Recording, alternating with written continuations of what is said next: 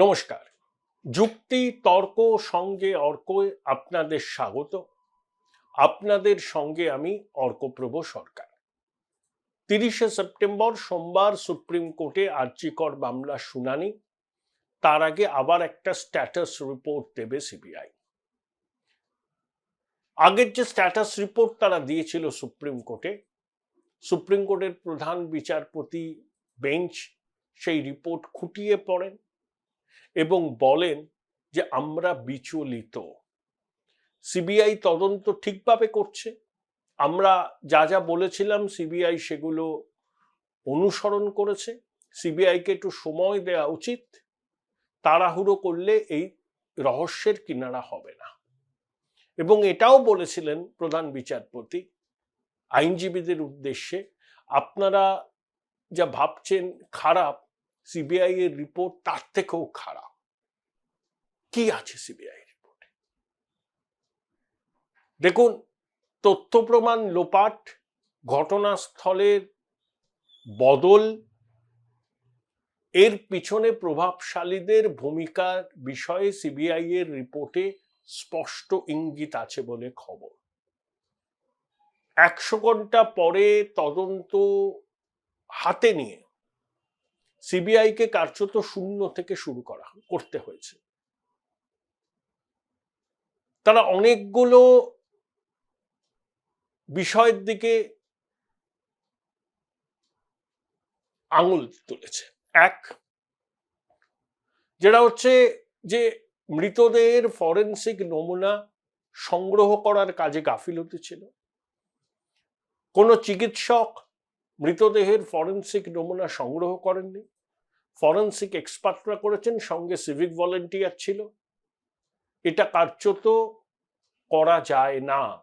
মৃতদেহের ফরেনসিক নমুনা সংগ্রহ করার কাজ চিকিৎসকদের, আর ঘটনাস্থলের ফরেনসিক নমুনা সংগ্রহ করার কাজ এক্সপার্টদের। কিন্তু নির্যাতিতার শরীরে ফরেনসিক নমুনা সংগ্রহ করার কাজে চিকিৎসকরা ছিলেন না। এটা বড় গাফিলতি। এক। দুই, 27 মিনিটের মাত্র সিসিটিভি ফুটেজ সিবিআই পেয়েছে বলে দাবি, যদিও রাজ্য সরকারের আইনজীবী কপিল সিব্বাল বলেছেন নাকি 7 ঘন্টার ফুটেজ দেওয়া হয়েছে। সিবিআই বলেছে না, যে পেন ড্রাইভ দেওয়া হয়েছে তাতে মাত্র 27 মিনিটের ফুটেজ আছে। অভিযুক্ত সঞ্জয় রায়ের সেমিনার রুমে ঢোকা এবং সেমিনার রুম থেকে বেরোনোর সিসিটিভি ফুটেজ পেয়েছে সিবিআই, কিন্তু তার আগে এবং তার পরের কোনো সিসিটিভি ফুটেজ নেই। কেন নেই? 3, ঘটনার দিন 9ই অগাস্ট সারাদিনের সিসিটিভি ফুটেজ এবং তার আগের 15 দিনের আরজি করের সব সিসিটিভি ফুটেজ সিবিআই এর দরকার, সেটা তারা পায়নি। তাদের ধারণা প্রভাবশালীদের মদতে সিসিটিভি ফুটেজ লোপাট করা হয়েছে, কার্যত নষ্ট করে দেওয়া হয়েছে, এই ইঙ্গিত আছে। 4, ইলেকট্রনিক ডিভাইসের ক্লোন করা হয়েছে তথ্য প্রমাণ লোপাট করার জন্য। 5, দুর্নীতির মামলায় গ্রেপ্তার হওয়া আরজি করের প্রাক্তন অধ্যক্ষ সন্দীপ ঘোষ, মাতৃজঠরের লজ্জা, 9ই অগাস্ট গভীর রাতে আরজি কর হসপিটালে গিয়েছিলেন বলে সিবিআই এর সূত্র বলছে, এবং তিনি লিফটে করে পিছনের দিক দিয়ে উপরে উঠে যান। কেন সন্দীপ ঘোষ সেদিনকে রাত্রিবেলা গিয়েছিলেন, কিভাবে গিয়েছিলেন, কার নির্দেশে গিয়েছিলেন, এগুলো সিবিআই খতিয়ে দেখছে। তিনি তার সরকারি গাড়ি চেপে যাননি। তার গাড়ির চালক বলেছেন যে 9ই অগাস্ট ওই সকাল 9টা 9:30 সন্দীপ তাকে ফোন করে আসতে বলে, কিন্তু 9ই অগাস্ট গভীর রাতে 2:30-3টে নাগাদ সন্দীপ ঘোষ আরজি করে ছিলেন বলে সিবিআই দাবি করছে। কেন তিনি গিয়েছিলেন?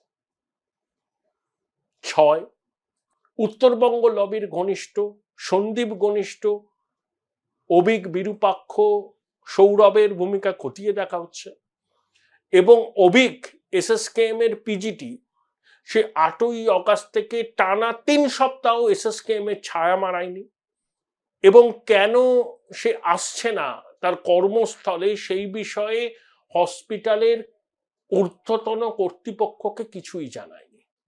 হি ওয়াজ কনসপিকুয়াস বাই হিজ অ্যাবসেন্স।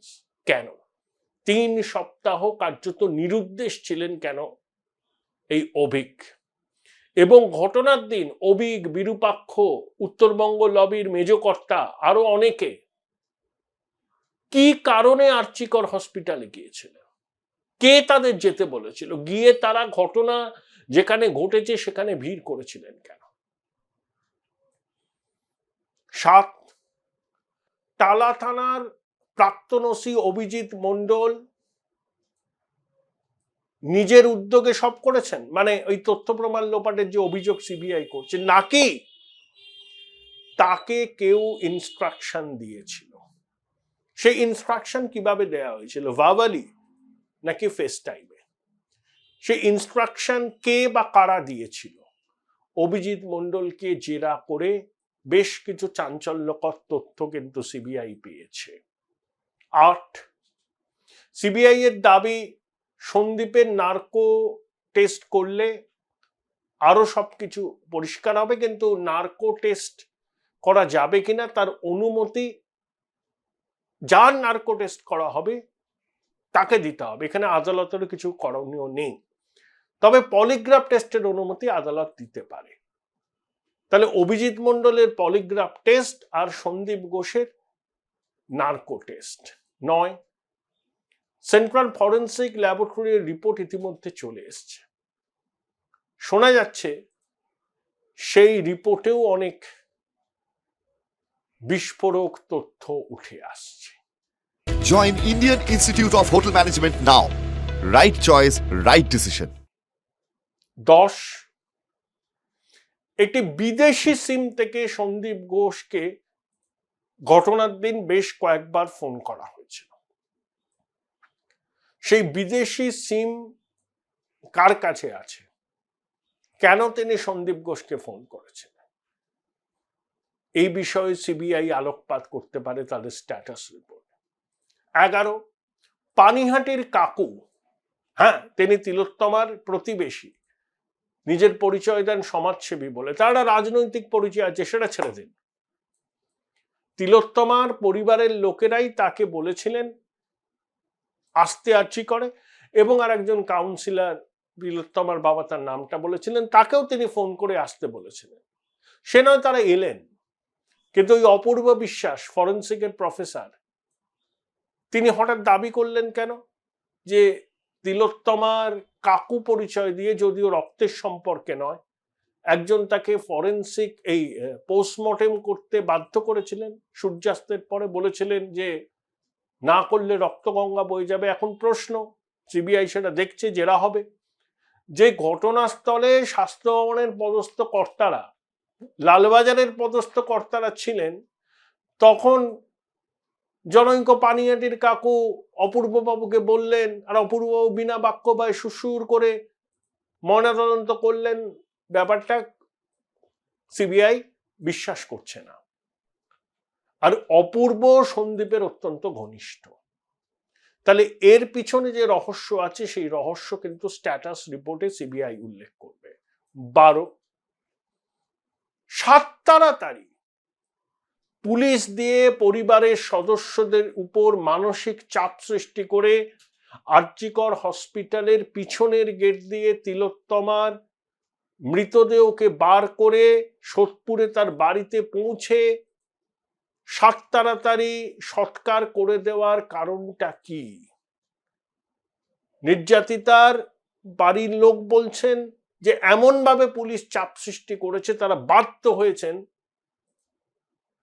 সবকিছু মেনে নিতে। তারা চেয়েছিলেন যে ময়না তদন্ত আরেকবার হোক, কিন্তু তাদের কথায় কর্ণপাত হয়নি। এত তাড়ার প্রয়োজন কি ছিল মৃতদেহ সৎকার করার? অর্থাৎ দ্বিতীয় ময়না তদন্তের সম্ভাবনাকে অঙ্কুরে বিনষ্ট করে, এবং তিলোত্তমার নশ্বর দেহ যখন পঞ্চভূতে বিলীন হয়ে যাবে তখন তো আর ময়না তদন্ত করার কোনো সুযোগই থাকবে না। এইটা নিশ্চিত করতে চেয়েছিলেন কিছু মানুষ। কি উদ্দেশ্যে, কার নির্দেশে, এই সম্পর্কে সিবিআই কিন্তু আগামী স্ট্যাটাস রিপোর্টে অনেক কিছু বলবে। 13, আর.জি. কর হসপিটালের রোগী কল্যাণ সমিতির চেয়ারম্যান সুদীপ্ত রায়, সন্দীপ ঘনিষ্ঠ।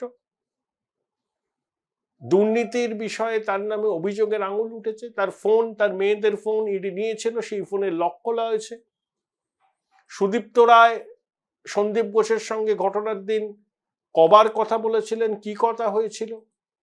আর.জি. করের তৃণমূল ছাত্র পরিষদের ইউনিট সভাপতি, যিনি সল্টলেকের একটা গেস্ট হাউসে আগের দিন ছিলেন, কে বা কারা তাকে ওখানে যেতে বলেছিল,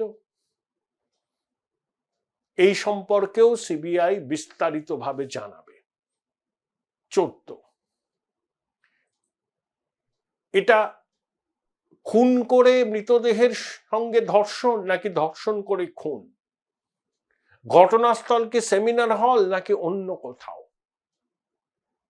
এই রহস্যের জট কাটতে পারে 30শে সেপ্টেম্বর সিবিআই এর দেওয়া স্ট্যাটাস রিপোর্টে। কিনারা তারা অনেকটা করে ফেলেছেন। 15, দুর্নীতির সঙ্গে তিলোত্তমার হত্যাকাণ্ডের কি যোগ, অর্থাৎ তিলোত্তমা কি জানতে পেরেছিলেন এবং কি পাবলিক ডোমেনে প্রকাশ করার কথা ভেবেছিলেন, সিবিআই সেটাও কিন্তু ধরে ফেলেছে এবং তিলোত্তমা সেটা প্রকাশ করতে পারেন এই আশঙ্কা থেকেই কিন্তু তিলোত্তমাকে খুন করা হয় এবং এই খুনের পিছনে আর.জি. করের লোকজন যুক্ত। সঞ্জয় রায় বিকৃত মানসিকতার একটা লোক, যে মৃতদেহের সঙ্গে সহবাস করতে অভ্যস্ত। সিবিআই তদন্তকারীদের ভাবাচ্ছে একটা বিষয়, যে খুন করার পর তিলোত্তমার মৃতদেহকে সেমিনার হলে রেখে তারপরে কি সঞ্জয় রায়কে ফোন করা হয়েছিল, যাতে সঞ্জয় রায়কে মূল অপরাধী হিসাবে চিহ্নিত করা যায়। দেখুন, সঞ্জয় রায়ের সেমিনার রুমে ঢোকা এবং সেমিনার রুম থেকে বেরোনো সিসিটিভি ফুটেজ আছে, অর্থাৎ সঞ্জয় রায় যে ওখানে গিয়েছিলেন সেটা প্রমাণিত। কলকাতা পুলিশের হেফাজতে সঞ্জয় নাকি দোষ স্বীকার করেছিল, বলেছিল ফাঁসি দিলে দিন, কিন্তু সিবিআই হেফাজতে সে কিন্তু দোষ স্বীকার করেনি। 16, তাহলে রহস্যটা কি?